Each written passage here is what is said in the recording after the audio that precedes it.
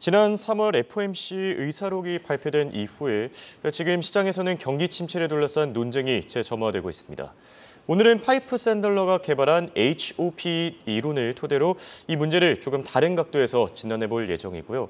한편 찰스 3세 대관식을 앞두고 이 연연방의 대부로 불리는 호주의 반란으로 시장에서 커지고 있는 영국발 금융위기 우려를 같이 진단해 볼 예정입니다. 도움 말씀에 한국경제신문의 한상춘 논설위원 나와 계십니다. 안녕하십니까? 네, 안녕하십니까? 자, 오늘은 시장에 관심이 집중되고 있는 중국 증시부터 한번 체크해 보겠습니다. 지금 중국의 1분기 성장률이 발표됐는데요. 사실 일각에서는 중국 증시 더 오를 것이다 이런 낙관론이 많았는데 생각보다 좀 부진합니다. 상해 지수도 하락했고요. 네, 오늘은 그 페드가 예. 문매를 맞는 분위기예요. 그래서 UBS가 결국 연준이 인플레 목표치를 상향 조정하지 않느냐 하는 예. 이런 시각. 상당히 분위기가 좀 잡히는 것 같아요. 잭슨홀 미팅 때 아마 이것이 결정되지 않겠나 이렇게 보고 있고요. 예. 두 번째는 그 무디스가 경기 침체가 우려되다 보니까 그 속도를 조절하기 위해서 사실 금리 인상이라든가 이런 긴축적인 통화 정책의 속도 조절을 하다 이런 쪽에 공개적으로 요구해서 페드가 이 시간을 통해서 누차 말씀드리다는 문매를 맞는 분위기다 이렇게 됐습니다. 또 하나 그 유독히 한국 증시에서는 중국과 관련돼서 굉장히 1분기 성장률 이후에 유독히 많이 얘기하는 것 같아요. 사실 그 발표 직전에 우리가 중국에 대해서는 예전만큼 그렇지 않다는 성장률이 되더라도 과거에는 다른 쪽에 혜택을 줬는데 지금은 내수 중심이기 때문에 한국이라든가 이런 데 그렇게 큰 영향이 없다 하는 것을 말씀했는데요. 1분기 성장률 예상보다 상당히 높게 나오다 보니까 또 한국이 중국의 경제 의존도가 높다 보니까 일부 그 국내 증권사들을 중심으로 해서 굉장히 중국의 리오프닝과 경기 부양제를 부를 때는 것 같아요. 근데 실질적으로 보면 증시는 1분기 성장률이 발표된 지 이틀 정도 지난 시점에서 보면 거의 시큰둥한 반응을 보이고 있다고 보겠습니다.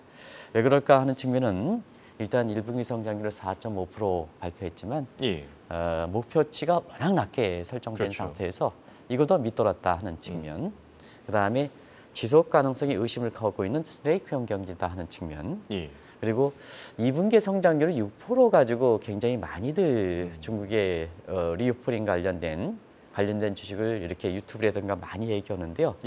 저기 이제 시청자 여러분, 중국은 전년 동기입니다. 작년 2분기 성장률 0.4%입니다. 그러면 당연히 올해 성장률은 6% 넘겠죠. 지금의 1분기 성장세를 그대로 유지한다 하더라도 그런 걸 좀 감안해 주십사. 그런 것이 증시에 반영된다고 보겠습니다. 그래서 앞서 그 자막이 나왔습니다는 글로벌 증시는 거의 그 반응하지 않는 상태다. 어제 같은 경우는 상해 지수도 본토 지수죠. 발표 당일날 상해 지수가 7포인트 아주 소폭 오른데 반해서 어제는 23포인트 정도 빠졌습니다. 전체로 보면 1분기 성장률 자국 내에서 경기 회복에 대해서 강하게 부를 때인데도 불구하고 증시는 미온적 반응을 보였다. 지금 이제 3대 지수가 전부 홍콩까지 포함해서 전부 떨어지는 모습. 전일에는 홍콩도 떨어지는 상태에서 이틀 연속 떨어졌죠.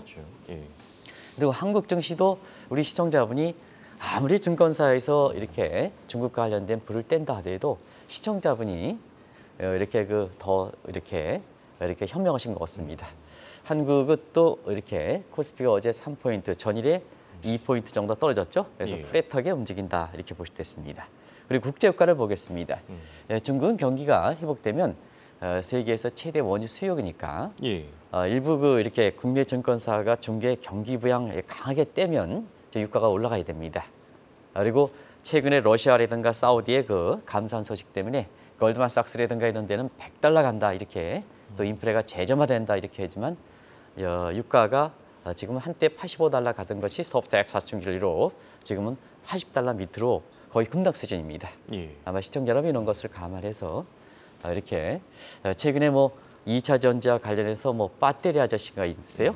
그래서 국내 그 애널리스트와 이렇게 시장에서 투자자들이 현명한 투자자들이 서로 싸움을 그렇게 벌이고 있는데요. 이런 각도에서 지금은 열린 지식 때문에 사실 그 증권사 애널리스트도 상당히 겸손한 입장을 취해야 된다. 당사의 이익을 위해서 애널리스트 보고서 글을 지었겠습니다는 보고서를 내면 이렇게 시청자분이라든가 일반 투자가 되는데 외면당한다 하는 것도 중국과 관련돼서 똑같은 현상이 발생하기 때문에 말씀드리겠습니다. 예. 자, 이번엔 미국 증시로 넘어가 보겠습니다. 역시 오늘 미국 증시는 지난주 3월 FOMC 의사록이 발표된 이후에 경기 침체 논쟁이 한층 더 뜨거워졌었죠. 이 부분과 함께 5월 페드 금리 인상이 맞물려서 가장 큰 변수로 작용하지 않았습니까? 네, 3월 FOMC가 지난주에 예. 발표했습니다. 그 이후에 경기 침체 문제가 증시의 여러 요인과 함께 계속해서 이렇게 부담을 주는 것 같아요. 예. 그 논란 보면 일단 정책 당국자들 사이에 의견이 엇갈리죠. 그래서 통화정책 이렇게 주모는 페드는 경기 침체가 우려되는데 하반기 이후에, 근데 앨런은 This is different. 이번은 다르다. 침체 징후가 없다 하는 이런 쪽으로 반박하고 있고요. 뭐 바이든 대통령이야 당연히 미국 경기는 건전하다 하는 입장을 보이고 있죠. 예. 그럼 학계로 한번 보겠습니다. 학계를 이렇게 보면 장기적인 구조 침체론 하는 것이 레이 서머스, 굉장히 유명하신 분이죠. 예. 그다음에 한국경제 작년에 글로벌 금융 컨퍼런스에 초청해서 이번에 그 5월 달에 이렇게 하는데요. 나중에 이걸 가지고 특집으로 한번 해보겠습니다. 예. 올해 그 금융 컨퍼런스에 우리 조지현 사장께서 굉장히 훌륭한 사람들을 제시했습니다. 특히 통화정책 측면에서는 굉장히 유명하신 분을 초청했거든요. 예. 제가 이걸 가지고 스티븐 워치라든가 이런 사람들 가지고 좀 한번 방송하도록 하겠습니다. 예. 그래서 작년에 화제를 못 갔던 루빈지 교수는 메가 스트레이트 크라이시스로 해서 초대형 위기로 미국 경제 침체론을 이렇게 두드러오고 있습니다. 반면에 크루그한 교수는 지금 노 랜딩 다들 아실 거고, 그다음에 고닷 리세션 기다리는 침체는 오지 않는다 하는 이 문제를 주목하실 필요가 있다. 뉴노멀 환경에 주목하실 필요가 있다는 입장이죠. 예. 그런 상태에서 자, 정책 당국 엇갈려. 그다음에 학계도 엇갈려. 그러면 주식을 결정하는 사람은 누구냐? 월가죠. 예. 그래서 월가에서 유명한 HOPE, 이건 호프라고 분석하는 이런 발음하는 사람이 있는데요. 예. 이니셜이기 때문에 그냥 호프로 붙이면 안 되고 예. HOPE 이론 토대로 해서 침체 가능성 이런 것을 지금 점검하는 시각, 그런 것이 증시에 반영되고 있다 이렇게 보겠습니다. 방금 말씀하신 HOP 이론 굉장히 흥미로운 것 같습니다. 이 이론을 토대로 볼 때 지금 미국 경기 상황은 어떤 국면입니까? 네, 경기는 항상 선행 변수, 같이 가는 동행 변수, 후행 변수가 있지 않습니까? 예. 그래서 뭐 선행 변수는 OECD의 Compound Reading Index, 어떤 CEO 이렇게 분이 같이 이렇게 협업하다가 예. OECD의 그 경기 선행 지수라는 표현을 쓰는데 이건 복합 컴펀짓 이렇게 복합 경기 선행 지수입니다. 다소 좀 우리나라의 그 정경련에서 발표하는 BSI 지수라든가 산출 지수가 좀 다릅니다. 예. 그래서 정확하게 표현하실 필요가 있고요. 이런 그 경기 선행 지수, 동행 지수, 후행 지수가 있는데요.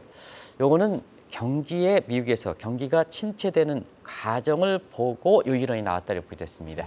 그러면 가장 먼저 하우징 주택 거기에 H자가 되는 거죠. 예. 그다음에 orders에서 신규 주문. 요거는 이제 미국에서 보면 아마 홍앵커께서 미국의 제조업의 PMI다. 요 이제 예. PMI 산출 지수가 신규 주문 건수의 가장 큰 비중을 차지하거든요. 그걸 가지고 산출한다 이렇게 보겠습니다. 예. 그리고 지금 기업들이 실적이 발표하고 있는 프로핏, P가 프로핏이고 그다음에 마지막으로 임플로이먼트의 E다 이렇게 보겠습니다. 그런 과정에서 지금 어떤 국면이냐 한 것을 지금 발표되는 내용을 토대로 해서 보면 지금 집값은 작년 7월 이후에 이렇게 하락세가 지속되고 있고 지난 2월부터는 전년 동월비도 하락세를 하고 있습니다. 예. 그러니까 오늘은 대출, 모기지 대출도 이렇게 급감하고 있습니다. 예. 그래서 전체적으로 주택과 관련된 지표 이렇게 하고요. 상업용 부동산은 더 심한 것 같습니다.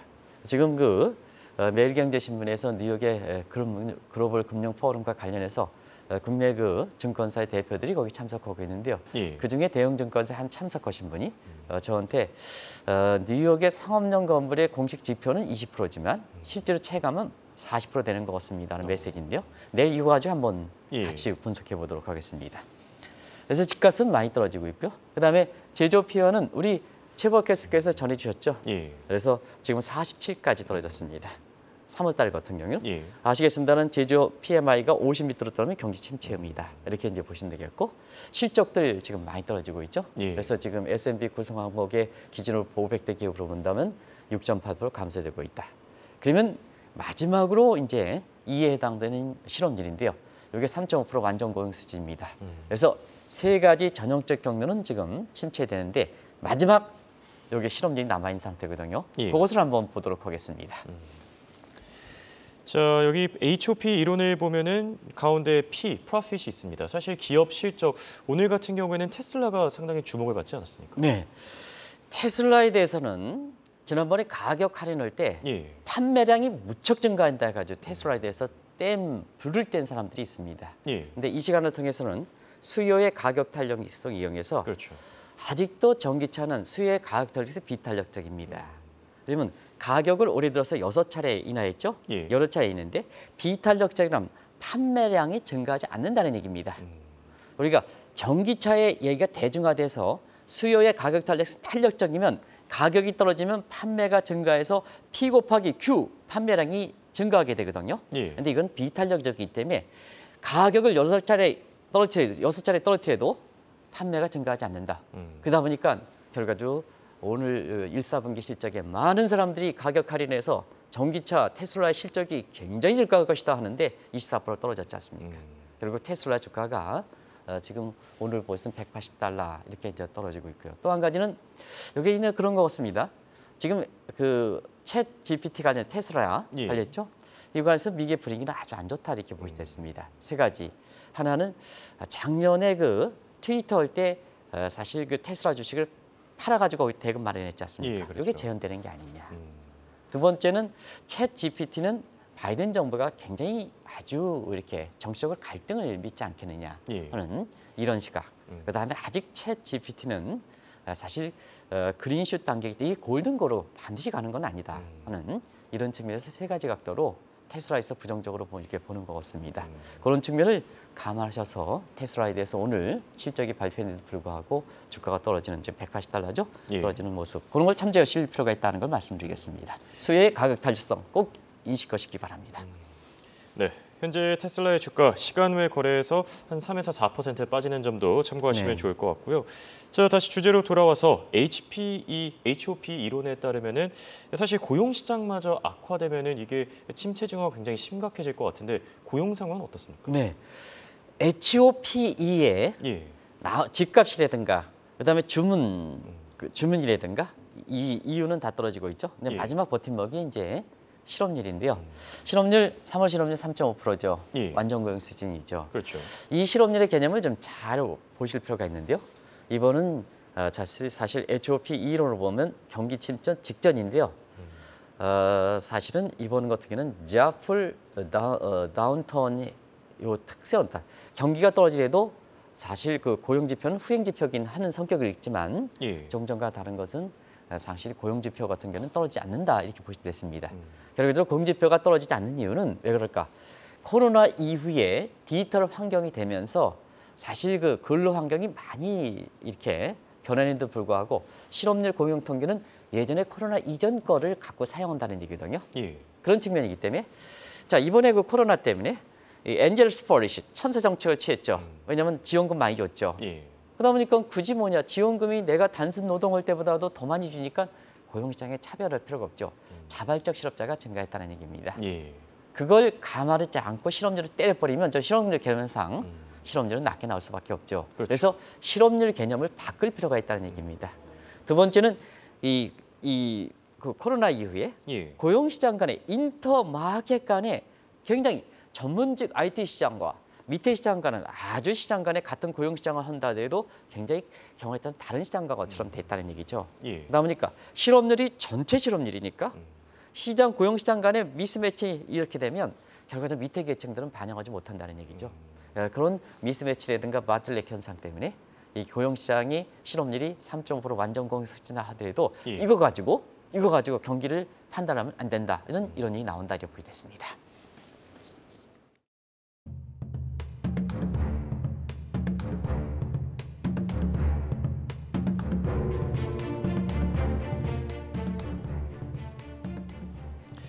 자, 지금 페드가 3월 FOMC 의사록에서 경기 침체를 언급했습니다. 근데 이게 2년 전 인플레이션을 파악할 때 경제 지표에 너무 구속됐다. 근데 이런 실수를 이제 반복하지 않겠다. 이런 의도로 해석하는 시각도 많지 않습니까? 우리가 경제 지표가 페드의 통화 정책이 데이터 디펜던스 방식입니다. 예. 지표에 의존하는 정책인데요. 이 지표에 너무 의존하면 프레임에 걸린다는 얘기입니다. 구속에 걸린다. 그런데 지금은 경제 지표가 늦게 산출하니까 국민들은 디지털에서 앞서가지 않습니까? 예. 그래서 경제 지표가 좋게 나오더라도 고용 지표 같은 경우는 체감적으로 안 좋게 나오는 경우인데요. 요거 체감적인 이렇게 상황까지 고려해 있는 것이 프레임 이펙트다 하는 것을 누차에 말씀드렸는데요. 예. 좀 2년 전 상황을 보겠습니다. 그때 경제 지표는 뭐냐? 경제 지표는 인플레 지표가 좋게 나왔는데도 좀 시황으로 나왔는데도 불구하고 일시적이다. 이렇게 판단했죠. 예. 근데 국민들 입장에서 그때 생활 물가라든가 이런 것이 중고차 가격 이라든가 이런 게 굉장히 많이 증가해서 인플레를 느끼고 있지 않습니까? 예. 근데 지표상으로 보면 좀 더 지켜보자. 그 인플레 결국 체감적인 국민들의 상황을 감안하지 않았던 것이 인플레를 키웠고 그렇죠. 작년 3월 이후에 화들짝에 금리를 올려갔던 배경 아니겠습니까? 그러면 이제 이번 같은 경우에는 예. 아직도 고용지표 괜찮은데 완전 고용세인데 왜 하반기서부터 사실 경기 침체를 우려했느냐 하는 시각에서 보면 바로 뭐냐 고용지표가 괜찮다 하더라도 이미 국민들은 어제 홍앵커랑 최부학께서 얘기해 주셨습니다는 예. 국민 대상으로 설문조사하니까 어떻습니까? 10명 중에 7명, 8명이 경기 침체라고 그랬지 않습니까? 예. 그러면 2년 전에는 사실 국민들이 물가가 올라가는 것을 감안하지 않았는데 실수했죠. 근데 이번에는 그걸 감안해서 아직도 고용지표가 괜찮은데도 불구하고 하반기 이후에 HOP로 보면 마지막에 걸림돌로 되고 있는 이마저도 사실 체감적 기준은 악화되고 있다 하는 측면에서 경기 침체 가능성을 시사한 거다 이렇게 보시면 되겠습니다. 네. 지금 경기 침체에 대한 얘기를 좀 나눠봤는데요. 이번에 주제를 조금 바꿔서 호주로 한번 넘어가 보겠습니다. 지금 찰스 3세 대관식이 벌써 20일 앞으로 다가왔는데 영연방의 상징으로 불리죠. 최근 호주의 반란으로 지금 비상이 걸려 있지 않습니까? 사실 5월 6일까지 찰스 3세의 그 대관식이 있는데요. 3일 예. 동안 거치는데 이때까지 영국 얘기 많이 할 겁니다. 오늘도 영국의 소비자 물가가 10.1% 발표해서 예. 두 자릿대에서 굉장히 이것이 장 초반에 미국 증시의 장 초반에 부담이 됐었던 건데요. 앞으로 예. 영국 얘기 많이 들 겁니다. 그런 상태에서 자 많이 들으실 영연방을 조금 공부하겠습니다. 예. 시간은 제때 끝내드리겠습니다. 1931년에 설립한 국제기구입니다. 느슨한 국제기구입니다. 예. 이 규모가 어떻게 클까 하는 측면을 아마 영연방에서 오랫동안 이렇게 보시니까 52개국 참여하고 있어요. 많이 참여하고 있죠. 예. 세계에서 최대 느슨한 형태지만 최대 블록이죠. 그다음에 인구는 25억 명입니다. 세계 인구가 지금 75억 명일 때 얼만큼 큰 건지 아실 겁니다. 그런데 영연방은 영국 국왕에 대해서 충성 의무가 있습니다. 예. 그래서 왕실비에 세금을 내야 됩니다. 충성 의무이기 때문에. 근데 이게 인도의 반란으로 사실상 지금은 15개국만 지켜지는 상태다 이렇게 보였습니다. 공교롭게도 영국의 식민지였던 인도가 지난해도 진단해 드렸습니다는 영국의 GDP를 추월해서 예. 하는 모습인데요. 결과적으로 보면 이런 수모가 사실 호주가 영연방의 인도 다음으로 이끌고 있는데요. 찰스 3세가 대관식 되면 호주에서 가장 많이 사용하는 통화가 호주 국민들 입장에서 가장 많이 통화 지표를 하는 것이 권정 중에 5달러짜리거든요. 5달러 예. 호주 달러거든요. 거기는 전통적으로 보면 영국의 국왕을 넣는데요. 문양에 찰스 3세를 넣지 않겠다. 이게 호주의 대반란입니다. 예. 그러다 보니까 상징적인 호주가 반란해 카브레 연안 지역의 영연방은 앞다퉈서 공화정을 선언하고 있습니다. 이제 영연방 가지 않겠다. 예. 공화정을 선택하겠다 하는 문제거든요. 왜 그럴까 하는 측면은 찰스 3세가 아침부터 이렇게 말씀드리기 어렵습니다는 옛날에 다이애나비 뭐 어쩌고 해서 도덕적으로 문제다. 예. 당신이 도덕적으로 문제가 있는데 지금 우리나라의 오너라든가 뭔가 이런 사람들 있잖아요. 또 미국도 마찬가지입니다. 이렇게 여러 가지 무슨 그런 문제가 터지면 사실 도덕적으로 당신이 문제가 있는데 내가 당신을 따라가겠느냐 하는 측면에서 찰스 3세가 그런 논란이 거치고 있다는 얘기입니다. 그런 예. 측면은 우리 기업 경영이라든가 이런 측면에서 많은 시사점을 던져준다는 걸 말씀드리겠습니다. 그만큼 투명하다는 사회다. 투명하다는 사회. 소셜 네트워크에서 번진다. 예. 그럼 본인이 정작 깨끗해야 된다. 감추면 안 된다 하는 것을 보여주는 대목이 찰스 3세의 호주의 대반란을 통해서 영국의 영연방들이 탈퇴하는 거다 이렇게 보여졌습니다. 예. 지금 길게 보면은 브렉시트 이후에 영국의 시련이 계속되고 있는 것 같습니다. 영연방이 만약에 무너지면 영국이 선진국에서 탈락할 것이다. 이런 시각도 나오고 있다고요? 많이 그렇죠. 이미 탈락하는 분위기 이런 건 감지되고 있죠. 일단 영국의 정치권이 이게 브렉시트도 사실 캐머런이 잘못된 판단이에요. 자기 인기를 위해서 얘기했던 거거든요. 그러다 보니까 지금 뭐냐? 아까 생활 물가가 급등한다 그랬잖아요. 예. 영국에. 이후로부터 사실 탈퇴했으니까 그게 음식료라든가 공급이 제대로 안 되다 보니까 저 아일랜드 통도 만들고 들어오니까 이게 영국의 물가가 굉장히 많이 올라가는 거죠. 국민이 고통을 당하는 거죠. 예. 정치권이 잘못하면 국민들이 손을 든다. 단적으로 보여주는 대목이다 이렇게 보여졌습니다. 그러다 보니까 이 캐머런, 메이, 존슨, 옥스퍼드 3인방이 추락하는 임기도 마치지 못하고 추락하는 이런 사태가 벌어지는 상태에서 오늘 준비된 한국경제신문에 사실 국제면에 아주 예. 좋은 기사가 나왔습니다. 정영국 PD께서 준비를 하셨을 거로 그거부터 보겠습니다. 우리도 한번 지적해 줬습니다는 런던 금융시장이 추락해서 지금 파리로 금융 허브가 되고 예. 채권은 프랑크푸르트 갑니다. 그래서 런던에서 자금 이탈돼서 지금 주식은 프랑스 파리와 베네룩스 3국, 그다음에 채권은 프랑스 프랑크푸르트로 이전되는 상황을 여기 오늘 한경에 자세하게 실려져 있습니다. 예. 사실 이게 영국의 추락하는 모습이다 이렇게 보여졌습니다. 그리고 가장 치욕적인 것은 뭐냐? 영국의 수상이 인도계인 순익이 지금 맡고 있는 거죠. 사실 GDP가 예. 식민지였던 영국의 인도에 처벌당하고 그다음에 영국의 그 고답적인 수상이 그렇죠. 식민지 국가였던 인도계가 지금 순익이 당하는 게 영국의 추락상이다 이렇게 보여졌습니다. 네. 그렇다면 영연방이 붕괴되고 영국 국왕 대관식의 의미가 퇴색되면은 이 한동안 잠잠했던 영국발 금융위기가 다시 커질 것 같은데 이 부분에 대해서는 어떻게 생각하십니까? 이 방송을 맡고 계시는 조전 사장께서 이틀 전인가요? 예. 사실 영국이 그 대영 그레이트 브리튼이 런던과 스코틀랜드와 그다음에 웨일스 이렇게 3개로 구성되어 있지 않습니까? 예. 근데 런던이 아주 조사장면에서 안 좋습니다. 맞습니다. 스코틀랜드가 지금 젊은 사람들이 위스키 좋아하시죠? 예. 다시 뭐 포도주 대신해서 위스키 좋아하신다면요. 그 위스키의 산지가 스코틀랜드거든요. 장사 잘 됩니다. 근데 여기서 뭐냐? 런던이 국제금융시장에 쇠퇴하는 런던 국민들을 먹여 살리기 위해서 세금을 내야 되거든요. 그러다 보니까 지금 상태에서 스코틀랜드 분리 독립하겠다 하는 입장이고, 예. 그다음에 호주를 비롯해서 자 대영 제국들이 이렇게 분리되면 자 왕실의 재정 비용, 대관식을 치른 영국의 왕실 재정 비용을 비롯해서 영국의 재정 사정이 많이 악화된다는 얘기입니다. 그럼 어떤 사태가 발생할까 하는 측면에서는 블랙데이가 연출할 수 있다는 얘기입니다. 대영 제국의 재정 사정이 악화된다. 예. 그럼 어떻게 되겠습니까? 결국은 부채와 화폐 문제가 되죠. 채권을 발행해서 중앙은행, 영란행이 인수하는 그래서 재정을 메우는 꼴이 됩니다. 그러다 보니까 1972년에 데자부 사건이 이렇게 나지 않느냐. 그때는 블랙데이를 잘 아실 거로 생각합니다. 예. 이때 대규모 감세니까 재정 사정이 악화되지 않습니까? 그렇죠. 재정이 악화되는 것은 다른 측면이 있지만 이번에는 영역막이 돈 왔네. 재정 사정이 악화돼. 결국 IMF의 구제금융이 1972년에 있었거든요. 이와 같은 비슷한 세력이 되지 않겠느냐. 그러면 투기 세력들은 파운드를 공격한다는 얘기입니다. 예. 이게 영국발 금융위기에 아직 그 현실화되지는 않고 있습니다는 앞으로 올 수 있는 환경이다 하는 것을 미리 얘기했다는 사항이거든요. 그런 과정에서 우리나라도 이 파운드라든가 그다음에 이렇게 유로화라든가 간접적으로 유로화가 달러 인덱스의 약 사실 70% 정도 차지하는데요. 예. 이런 상태에서 파운드가 약세면 원달러 환율이 더 올라갈 가능성이 있거든요. 그렇죠. 그런 측면에서 우리 정책 당국장에서는 이 영란회라든가 ECB의 다자간 멀티 통화 사업이라든가 이런 걸 체결을 앞으로 올 수 있는 환경에 대해 미리 대비하실 필요가 있다는 걸 말씀드리겠습니다. 이렇게 오늘은 시장에서 돌고 있는 경기 침체 논쟁과 함께 영국발 금융위기 가능성에 대해 얘기 나눠봤습니다. 지금까지 도움 말씀에 한국경제신문의 한상춘 논설위원이었습니다. 대단히 고맙습니다. 네, 고맙습니다.